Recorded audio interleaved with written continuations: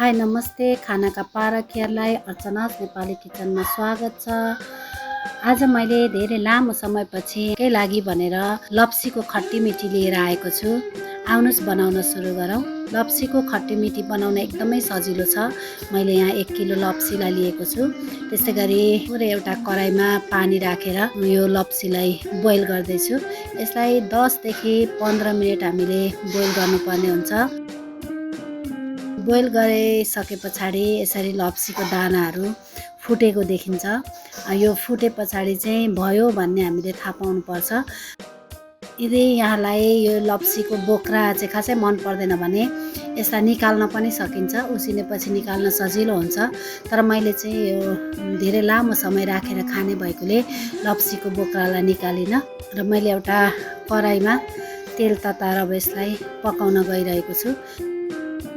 तेल राम्रो तातिसकेपछि यहाँ मैले जिरा, मेथी, मुङ्ग्रेलो र सोपलाई लिएको छु जुन म यो तेलमा फुराउन गइरहेको छु। यहाँहरूले पनि आफूसँग भएको मसलाहरू फुराउन सक्नुहुन्छ र यसमै बेसार राखेर अघि मैले पानी तर्याएर राखेको लप्सीलाई यसमा हाल्दैछु। अघि हामीले बोइल गरेर राखेको पानी थियो, त्यो पानी चाहिँ फेरि युज हुन्छ, त्यसलाई पनि फ्याँक्नु चाहिँ हुँदैन। र यसमा मैले यहाँ खोर्सानीको पेस्ट बनाएर राखेको छु। त्यो पेस्टलाई नै म यसमा प्रयोग गर्दैछु। यहाँले छैन भने धुलो खोर्सानी नै हाल्न पनि सक्नुहुन्छ। म धुलो खोर्सानी पनि पछि राख्नेछु। र मैले यहाँ चिनीको साटो सक्खरको प्रयोग गरेको छु। चिनीभन्दा सक्खर राम्रो भनेर आधी किलो सक्खर राखिदिनु होला। अनि त्यस पछाडि बोइल गरेर राखेको लप्सीको झोललाई पनि यसमा अलिकति राखेर यसरी पकाउनु पर्ने हुन्छ। यो झन्डै 10-15 मिनट पकाइसकेपछि यतिको हुन्छ। र यो पानी सुकुन्जेलसम्म हामीले यसलाई यसरी नै खुल्ला छोडेर पानी सुकुन्जेलसम्म पकाउनु पर्छ।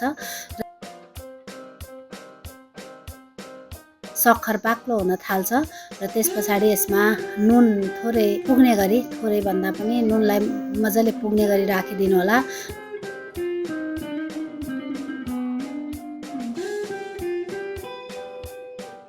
र मैले यहाँ केही कलरको लागि धुलो खोर्सानी पनि प्रयोग गरेको छु। र धुलो खोर्सानी राखिसके पछाडि यसलाई राम्रोसँग एकपल्ट चलाउनु पर्छ। र यहाँहरूले देख्न सक्नुहुन्छ हाम्रो अचार खानको लागि कति राम्रो तयार भइसकेको छ। अब यो अचारलाई यतिकै एकछिन पकाइसके पछाडि सेलाउन दिनुपर्छ। र सेलाइसकेपछि एउटा बट्टामा हालेर राख्नुहोला।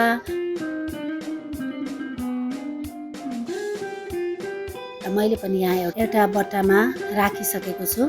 र यो राखिसके पछाडि हामीले यसलाई 6 महिनासम्म पनि युज गर्न सक्छौँ। र यो खाँदाखेरि अति नै मिठो हुन्छ। यहाँले पनि एकपल्ट बनाएर ट्राई गर्नुहोला। र मेरो भिडियो कस्तो लाग्यो लाइक, कमेन्ट र सेयर गरिदिनु होला। हस् त, धन्यवाद।